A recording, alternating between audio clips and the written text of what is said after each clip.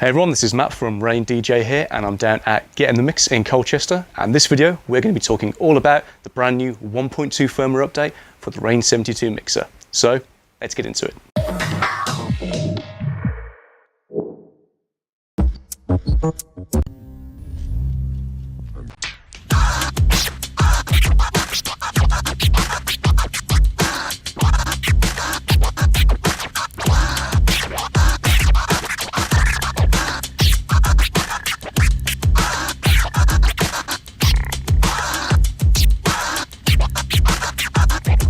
Okay, so one of the first things we added in 1.2 is a brand new pad mode heads-up display on our touchscreen. So if you choose any of the pad modes, what you'll now have is a brand new GUI for each pad mode.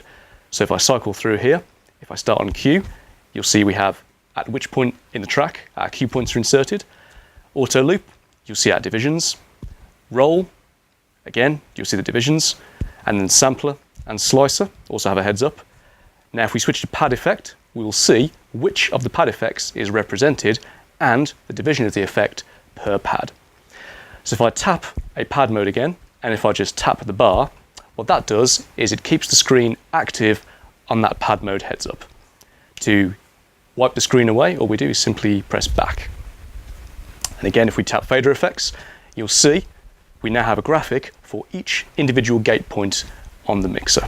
So with 1.2 comes more adjustments to our effects. With our internal flex engine, we've modelled this more closely on the Rane 72 mixer, but also we've added improved beat breaker editing from the screen. So if I now go to my effects view, and if I tap the echo here, scroll along to the beat breaker, you'll see now the beat breaker runs its individual patterns on the top of the screen. So I can scroll across and see all of my patterns, and also my user patterns as well. So what I'm going to do now is apply a beat breaker to where my loop is, and if I switch to deck 2, run off this loop. Now if I simply want to scroll through my beat breaks, I'll pick, let's say for example, number 4, and you'll see the pattern run across on the screen. Now if I want to adjust my beat break in the user created section, I simply hit shift and then tap bank B, and I can edit each of these adjustment points just by using the encoder. So now if I run the beat back again,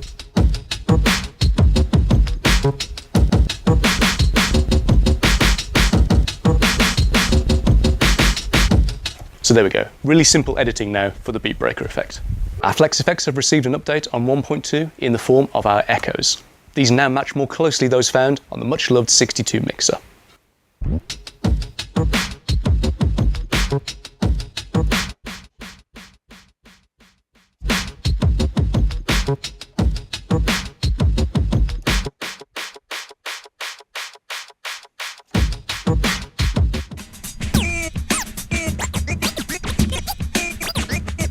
Workflow improvements to the 72 now include individual restore default options for each section of the mixer menu. So rather than doing a global reset and losing all of our settings, we can choose to restore either just the cut-in adjust, or the effects section, or even simple things like the mic echo, and they can all be done individually. 1.2 also brings improvements to our multi-touch screen. This comes in the form of pinching and zooming waveforms on the waveform display. So if you'll see here, I have my scratch tools running on the left deck and a scratch beat running on the right. If I simply pinch, we'll now have user-definable waveform views. This is also mirrored in Serato. One of the biggest requested features for 1.2 is roll point adjustments in our high and low pass filters. So to show you how that's been implemented, if we go to our main menu and then head to mixer settings and our filter setup, you will now see at the bottom we have a high and low pass roll point adjust. So right now we have this on full cut. If I simply move the bank encoder, we can choose at which point the filter cuts.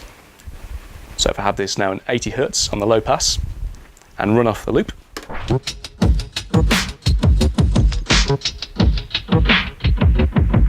you'll see that when I reach the end of the encoder, we still have bass retained. Rather than the filter simply disappearing, we have sub-frequency still present. Now if I go back to my filter setup again and choose the high pass filter, I can also edit this as well.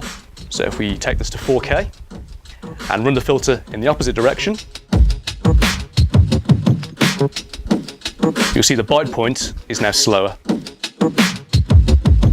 Another user-requested workflow improvement comes in the form of our tap tempo. The touch effect button can now be repurposed to be the tap tempo.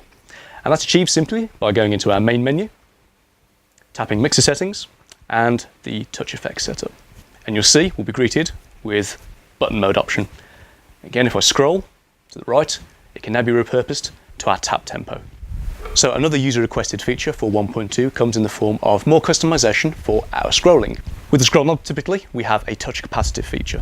But if I go into my display and tap scroll touch, you'll see we now have an option for touch capacitive off or on. Obviously, with this feature on, you'll be greeted with your Serato crates and playlists from the moment you hit the scroll button. With off, we can now simply just page using the menu.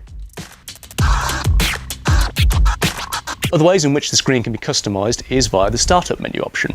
So if you would rather see your Serato crates and playlists on startup, the effects view, or the scrolling waveform view, this can now be edited on your display screen. So you'll see here on display, on startup view, we can scroll between effects, library, and waveform, depending on which screen we'd like to see on startup. More workflow improvements to the screen now include track scrolling. So for those longer track titles, you'll see now, if I page down here, the track will start to scroll across. Our microphone implementation has also been updated with 1.2. We head now to our mixer settings and tap mic 1 setup. You'll now see we have adjustments for the ducking threshold. Also, when the mixer is running in Serato mode, the mic echo will auto time with Serato's BPM. Our FOOTSWITCH options have also been expanded as well. If we head now to the FOOTSWITCH menu, you'll see if I tap and scroll across, we have more options and more supported foot switches for latching and non-latching.